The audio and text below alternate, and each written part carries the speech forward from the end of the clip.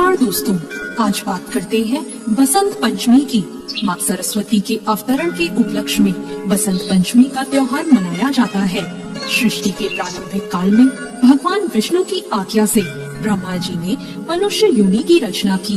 एक बार जब ब्रह्मा जी धरती पर विचरण करने निकले तो उन्होंने मनुष्यों और जीव जंतुओं को देखा तो सभी नीरस और शांत दिखाई दिए।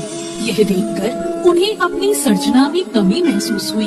फिर ब्रह्मा जी ने अपने कमंडल से थोड़ा सा जल छिड़का तो एक महान ज्योति पुंज में से एक देवी प्रकट हुई, जिनके एक हाथ में वीणा एवं दूसरा हाथ वर मुद्रा में था।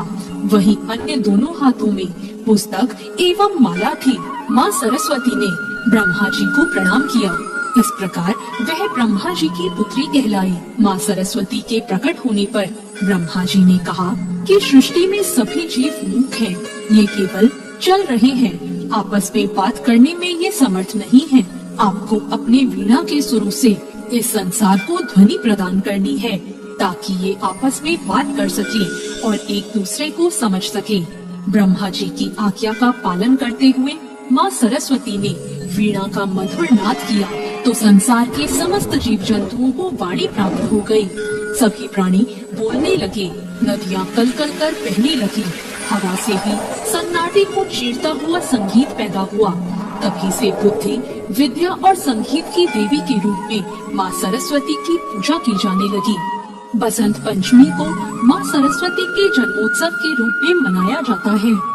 समस्त संसार को ध्वनि प्रदान करने वाली माँ सरस्वती की पूजा देवता और असुर दोनों ही करते हैं। इस दिन लोग अपने अपने घरों में माता की प्रतिमा स्थापित करते हैं। सर्वप्रथम पूजा की चौकी पर पीला कपड़ा बिछाकर माँ सरस्वती की प्रतिमा स्थापित करें।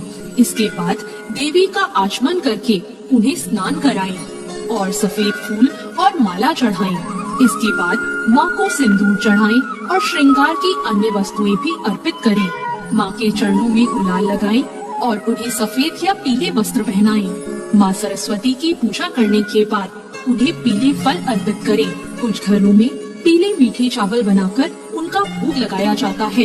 इसके अलावा शाम के वक्त माँ को खीर का भोग लगाएं और आपस में प्रसाद का वितरण करें।